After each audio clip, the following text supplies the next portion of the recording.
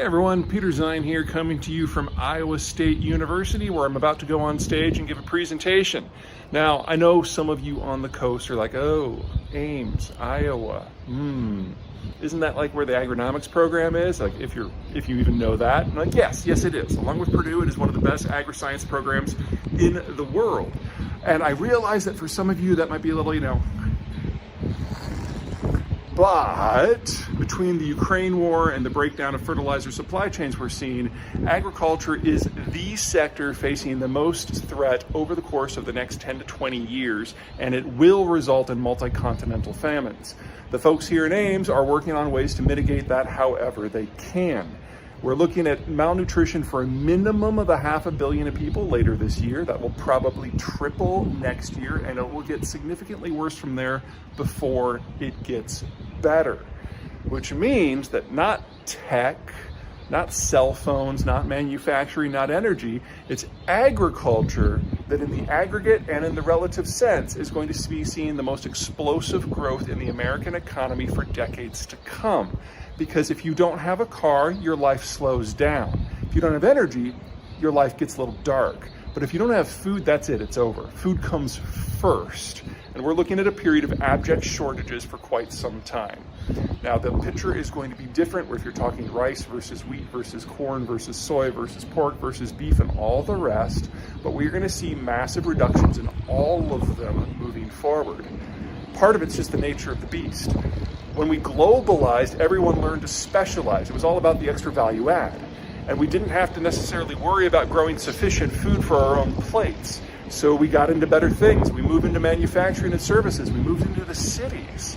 And that meant that agriculture went from the center of everyone's life to the edge, something that became reliable, the more secure and safe that globalization became. But that's now all working in reverse. Countries don't have to grow their own food. And that means the volume of food that is produced in the world is actually going to go down because we now grow things like wheat on marginal land that could not support agriculture without mass fertilization and irrigation, and those technologies are not possible in a deglobalized system. Okay, that's it on that topic. I'm also happy to report that we made the bestsellers list for the second week running for The End of the World is Just the Beginning. We also moved up a couple of slots, and we are now ahead of Matthew McConaughey, which has always been kind of a life goal. Nothing against you, Matt. You're fantastic. Love you lots. Love your work. But I'm better because, the New York Times says so. Okay, that's it for me. Until next time. Hey everyone, Peter Zeihan coming to you from my second most favorite Florida city, Fort Lauderdale, where unfortunately I have no free time because the world is exploding. And the particular explosion that I want to talk about today, which is July 8, is the assassination of former Japanese Prime Minister Abe Shinzo. Now, I don't have a lot of insight here into what happened specifically. He was shot during a political speech. His assailant has been arrested. Abe did die earlier today, bleeding out in the hospital. But I think it's worth putting all of this into context. Japan is a country that has largely purged political violence from its system. Now, back in the pre-industrial days of the 1800s and before, Japan was a radically different place, almost primal. The samurai controlled most of society, and violence among them was quite common. But when industrialization happened, the new alliance of the new businessmen plus the emperor largely purged most violence from the local government, and that included the more literal purging of the samurai class itself. This is the Meiji Restoration, for those of you familiar with the time period. Now, at the national level, violence remained, because now we're talking about nationalist, fascist, imperial Japan. And that's what brought us to the Japanese war machine and the Pacific theater of World War II. With the end of World War II, this strain of political violence was largely purged as well. Weapons became very difficult to get a hold of at all. In fact, in all of calendar year 2021, Japan had one gun-related death. Last week, the United States had 220.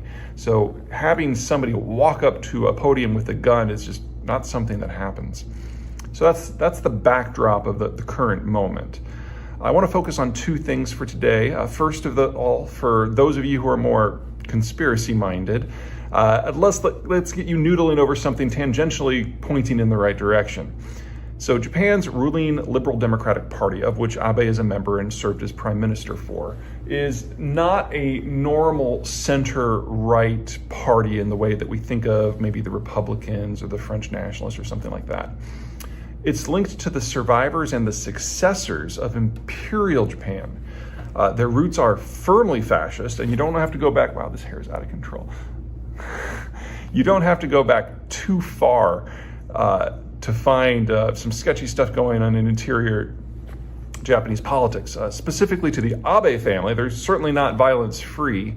It may have fallen from conventional memory, but Abe's maternal grandfather, also with the LDP, was also the target of an assassination back in the 1960s. So, those of you who like to make conspiracies, why don't you run with that? Second, some broader cultural context. Now, I am just speculating because we don't know anything about the assassin at this moment, but Japan does not, as a rule, embrace change. This isn't the United States, where the lack of internal barriers to movement means that we're always interacting with and arguing with one another, and where challenges and change are the norm. Instead, Japan is a series of mountainous islands, with at best weak connections among the population centers. Governing Japan traditionally requires the establishment of a very delicate balance among its various regions. Its foreign policy under the United States' globalized order for the last 70 years has been remarkably static, focusing on trade and resource access while part of the American alliance network. These dual balances have served the Japanese very well, and they're actually reminiscent of many of Japan's previous cultural periods. The Japanese strive for stability. Change means a disruption of the balance, and that's pretty common for cultures that are resource poor. Instability itself is the enemy. And so the Japanese and countries like them tend to ignore small changes until those changes build up into something overwhelming, and then it all breaks apart at once. The place changes radically and in a searing manner, almost overnight. Japan is definitely moving towards one of those shakeups now. The American security guarantee is not what it once was. The rise of China has provided a local competitor. Demographic implosion in both China and Japan and around the world is changing economic models. And the post-war global system has taken Japan about as far as it can go. Everything's up in the air now. If Japan is going to have one of those occasional cultural shakeouts, now is about the time that you would expect it to happen. Which suggests that things are about to get very real. The assassination itself, well, obviously not great, is likely not the real problem and just a symptom of a broader societal shift. The last time the Japanese had one, it didn't end until the nuclear destruction of Hiroshima and Nagasaki. The time before that, it required the physical liquidation of the samurai as a class. When China changes, it changes everything. It does it wholesale, it does it violently, and it remakes its region. And this time, Japan is already the second strongest naval power with the world's third largest economy. So the implications of this sort of shift are going to be massive. Now, there's an entire chapter in Disunited Nations dedicated to the rise, fall, and now re-rise of the Japanese system in the post-globalization era. So if you're looking for more, that's probably the best way for you to get started.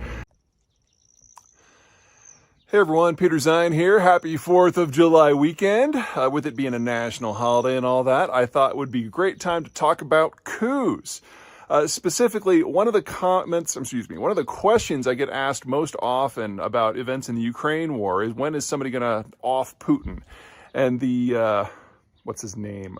General, I can't remember his name. Some major general who works for Ukrainian intelligence keeps throwing out rumors there that Putin has blood cancer and that a coup is imminent. I think he's had this like 5 times now in the last 3 months.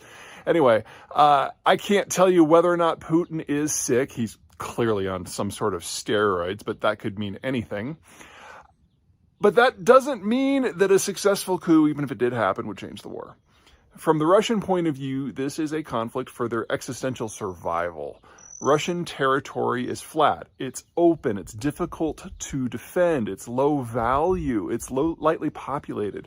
They've never been able to generate the capital that's necessary to build a good rail network, and so their military forces do not fight moving battles very well. We're seeing that in Ukraine over and over and over. It's very a slow plotting force wed to rail lines. which means that should a foe ever get fast and loose in the Eurasian territories in the heart of Russia, the Russians are screwed. They've lost far more wars than they've won because they can't maneuver. Their best hope is that the weather will eventually wear the invaders out. That means if the Russians are going to have a forward defense, it has to be way forward, not within their own territories, within someone else's. And not just any territories, a series of very specific corridors.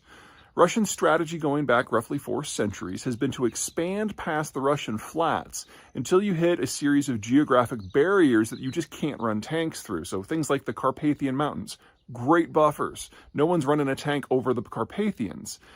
What you do is you invade around the Carpathians. You come in from the southwest through the Bessarabian Gap, through Romania or Bulgaria, or you come in around the north through the Polish Gap, through Germany and Poland.